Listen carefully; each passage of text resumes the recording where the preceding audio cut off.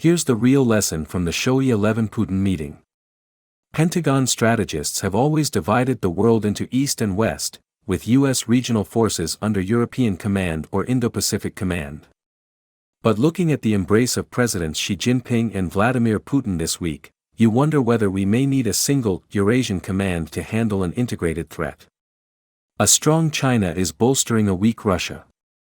That's the real headline that describes the showy meetings in Moscow this week between the two countries' leaders. The Chinese aren't providing weapons, yet, but she certainly offered moral and psychological support in what might be described as a get-well visit to an ailing relative. White House spokesman John Kirby on Tuesday rightly called Putin a junior partner. The paradox of the Ukraine war is that Putin's bid for greater power in Europe has made him weaker. This diminished Russia will fall increasingly under China's sway, unless there's an unlikely turn post-Ukraine and a Western-leaning leader replaces Putin. Maybe that's the biggest reason for Xi's fraternal visit. He is bolstering a flank against America and the West.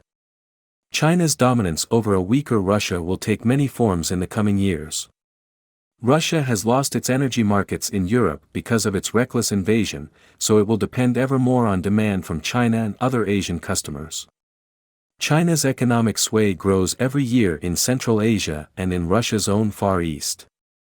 Its hard power in space, cyber, robotics and artificial intelligence will increasingly dwarf Russia's. Xi's rescue strategy for Russia seems to center on a peace plan that would stanch the bleeding in Ukraine. From what we know, she proposes a ceasefire agreement that would freeze Russia's gains from last year's illegal invasion. That version won't fly with Ukraine or the United States. We won't know for a few days whether she will talk with Ukrainian President Volodymyr Zelensky in a way that opens a real process of negotiation. That seems unlikely. But so did the Iran-Saudi deal that she brokered this month.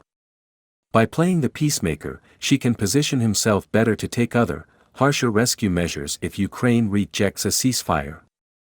He could offer ammunition for Russia, arguing he's only leveling the playing field. He could try to mobilize nations of the global south, such as India, South Africa and Brazil, to pressure Ukraine to end the fighting. She wants to keep the high ground, invoking the sanctity of the United Nations Charter even as he affirms his support for the Russian leader who shattered that charter's norms. It's a shameless approach, but smart diplomacy. Xi's emerging role as the leader of a Eurasian bloc presents dilemmas for U.S. strategists. For a generation, separating China from Russia was a central goal of U.S. foreign policy. Driving that wedge was a major reason for the historic visit to China in 1972 by President Richard M. Nixon and National Security Advisor Henry Kissinger. The Biden administration initially hoped it could try that strategy in reverse, warming relations with Moscow in the June 2021 summit in Geneva in part to concentrate on the Chinese challenge. That didn't work out as the White House hoped, to put it mildly.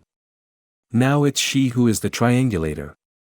He is playing off the bitter split between the United States and Russia, helping Putin, but also keeping a bit of distance, too. Xi similarly used China's close relations with Iran to make the diplomatic breakthrough between Riyadh and Tehran that the United States could never achieve. Though Putin was beaming in Xi's reflected glow this week, the visit was a reminder of just how isolated the Russian leader is. President Biden hosts a prominent foreign leader at the White House every other week. When was the last time you saw a major foreign leader visit the Kremlin? The president of Belarus doesn't count. Xi's get-well visit will give his dear friend Putin a psychological boost and help his domestic popularity. But other than China and a few outliers, Russia stands alone. If you were looking for another reason why it's important that Ukraine succeeds against Russia, consider the photos from Moscow. The president of Eurasia, I fear that's the invisible caption of the pictures of Xi that we're seeing amid the Kremlin's golden doors and red carpets. The idea that a vast swath of the world is dominated by a China that stands so resolutely against freedom and democracy is chilling.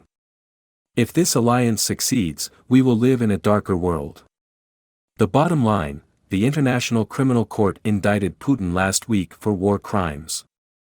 Xi is his only powerful friend. Dealing with them separately is bad enough. If they truly become partners in Eurasia, sharing dominion under a Chinese banner, that would be worse.